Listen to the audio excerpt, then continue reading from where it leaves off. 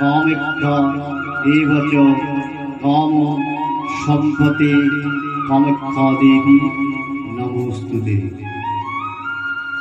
এই যে আমরা সব মায়ের মন্দির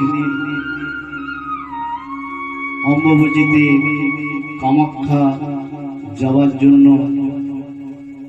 প্রস্তুতি হচ্ছে, সর্বোপরি ভক্তবৃন্দ থেকে আমি জানাচ্ছি